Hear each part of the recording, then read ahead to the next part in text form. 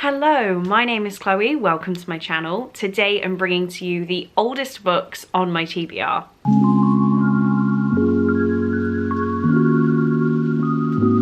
So I feel like I've said this a few times in my YouTube career. If you're noticing something different about me, that is because I have a brand new set of glasses on my face and I need to quickly talk to you about the team at ZIMF. This video is not sponsored, but I was kindly gifted this pair of glasses with my prescription by the team at ZIMF to show you guys, and I also have an exclusive discount code. These are the cooler burgundy round glasses and there will be a link directly to them down in the description. As with all ZIMF glasses I've had, they're very lightweight. I barely feel like I'm wearing them, and that is one thing you get sold by opticians is I have quite a strong prescription. And I did do the minimum thinning on these glasses. You're always told that with a strong prescription, the glasses are going to be heavy, and really I can barely feel this at all. Just for reference, if you want to compare your own prescription to what I'm saying, I'm a -4 and a -4.5, so quite a strong prescription, and I can barely feel that I'm wearing these glasses. They're not there. They're obviously plastic. I have no nose pieces on this, and I do definitely prefer that, so they're very comfortable. I will not know if this is in focus because I have my glasses off, but they're just very thin red glasses. And my exclusive code for you is ChloeAL8, and if you use this on the ZIMF website, you will get 50% off any of their frames and 10% off any of their lenses. So please click the link down below to the glasses. I believe it is tracked and they will know that I sent you. But if you are considering getting any of these glasses, the link is down there. The discount code is also pasted down there so you can copy and paste it. My glasses did arrive very quickly for the distance that they were traveling, so I would recommend ZIMF on how quickly they came and just how high quality they feel for little plastic glasses. But that is enough about my face. Let's move on to the 10 oldest books on my TBR. So I've picked the 10 oldest books and I'm going to start from the newest oldest books to the oldest books. I bet there are people here who can guess my oldest book. I've been putting off reading it for the longest time and I'm still putting off reading it. So if that gives you a hint, you might know. But let's get started on the list. And sorry if I keep really staring into my own eyes, so your eyes. I'm getting used to the look of my face with different glasses. It's always weird. The 10th oldest book on my TBR is The Boy Most Likely To by Huntley Fitzpatrick. This has been on so many TBRs for me. It's technically on my TBR right now and I still haven't picked it up, but this is just a cute YA romance that I got from a charity shop. I believe I actually got it 2 for 99p. I didn't even pay 99p, and I've been putting this off. I really liked My Life Next Door by Huntley Fitzpatrick, and that's why I grabbed this one. But just to tell you the synopsis, it says, Tim Mason was the boy most likely to get in trouble, get drunk, and definitely not make something of his life. Alice Garrett was the girl most likely to, well, not date her little brother's baggage-burdened best friend for starters. For Tim, it wouldn't be smart to fall for Alice. For Alice, nothing could be scarier than falling for Tim. But Tim has never been known for making the smart choice, and Alice is starting to wonder if the smart choice is always the right one. When these two fall for each other, they fall hard. I think I'm daunted by the fact it's like a 500-page contemporary, but I'm sure it's going to be great. I just keep putting it off for no reason. One I keep putting off for a valid reason is Girl in Pieces by Kathleen Glasgow. As we can just see from the cover, it looks like it's going to be quite emotional. It says, Charlotte Davis is in pieces. At 17, she's already lost more than most people do in a lifetime, but she's learned how to forget. The broken glass washes away the sorrow until there's nothing but calm. You don't have to think about your father and the river, your best friend who is gone forever, or your mother who has nothing left to give you. So that sounds vaguely traumatizing. I have heard really good reviews for this book and I do want to read it, but it's just, it feels like it's going to be a lot, and I'm saving it for a time where I can really be in a good place myself to be able to appreciate this. I feel like if I'm even just the slightest bit sad, picking up this book is not going to be good for me. So I'm putting this off for a valid reason, but it's still been many years. Next up, one that I was putting off for a valid reason, but now I don't have that reason and I should probably read it, is Unclaimed Baggage by Jen Dole. I was putting this off because it is set in the unclaimed luggage area of an airport, and I didn't want to read it when I couldn't travel to see Cole because just the setting of an airport was making me upset. Now I know of 2 trips I've got planned, so I don't really have that excuse. I need to read this, yeah. Anyway, also the squirrel's just adorable. It says, what do Nell, who just moved to a small town in Alabama from the Chicago suburbs, Doris, a liberal among conservative thinkers, and Grant, a football star who's plummeted from grace, all have in common? A summer job working at Unclaimed Baggage, a store where lost luggage goes to find a home. In this fish-out-of-water novel by noted journalist Jen Dole, 3 teens realise that people aren't always what they seem, secrets hide in plain sight, and everybody has a little extra baggage weighing them down. But true friendship and love will help you find your place. Why am I not reading this? No good excuses. Next, one that's become notably more topical, and I think that's why I'm putting it off, is Unpregnant by Jenny Hendricks. Oh, and Ted Kaplan. Always forget Ted Kaplan, sorry. I'll just read the back and then give my thoughts. So it says, Ronnie never thought she'd want to fail a test until she finds herself staring at a plastic stick with 2 solid pink lines. She's pregnant. With her college future fading before her eyes, Ronnie has to make a tough choice, an abortion. But the closest clinic is over 900 miles away. Faced with a treacherous boyfriend and no car, Ronnie turns to one person who won't judge her, her ex-best friend, Bailey. What could go wrong? Not much, apart from stolen cars, crazed ex-boyfriends, aliens, and the pain and heartbreak of a broken relationship. So I'm torn now over this book. I feel like, especially in the past, 18 months, like I should have read this when I got it, which was probably around about when it came out, I won't lie. Yeah, first published in Great Britain in 2020, so maybe I should have just read it in 2020. Actually, that gives you a bit of an indication for how long I've had some of these books. I don't know how I'm going to feel about this now. I feel like I'm going to be more hypercritical of the choices the authors make in the decisions because of everything politically. So I don't know, but I do still have this. I think I still want to read it. I just think maybe a book centered on this topic published in 2020 compared to how this is set in America. Yeah, compared to how America is looking now in 2023. Might not be the best choice, but I'm gonna give it a go, I think.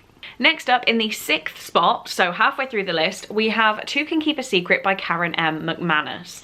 I read One of Us is Lying and then bought / put on my wish list every book by Karen M. McManus, and I have still only read One of Us is Lying, which I need to reread because I don't think I could go into the sequel One of Us is Next. This one is completely unrelated, it's just stuck with the theme of numbers. It says, Echo Ridge is reeling. The picturesque town, nestled near the Canadian border, experienced its first tragic loss in 1995 when high school senior Sarah Corcoran vanished while walking home from the library. Then 5 years ago, homecoming queen Lacey Kilduff was found dead in the aptly named Murderland Halloween Park. Now the killer claims to be back. A small town that keeps losing its homecoming queens. 2 murders still unsolved. I think it sounds great. The reason I'm not reading it now is I have 6 Karen M. McManus books and I have a little prompt in my TBR Llama Larry. Very confusing if you've never seen him, but I have a TBR challenge pot, one of which says Karen M. McManus. So I am now apparently holding fire until I pull that out of the pot and do a dedicated vlog to Karen M. McManus. I mean, I could do that anyway. Am I going to get around to that? I don't know. I will read this at some point. I want to read all the books. Next one that I am finishing a reread of a series before reading this book is Midnight Bites by Rachel Kane. This is all of the short story tales from Morganville, which the Morganville series is a 15-book teenage vampire series, and I absolutely love it. This, though, I didn't realise. I thought this was short stories from after the books had finished. It's not. It's all the short stories that were written throughout the span of the books.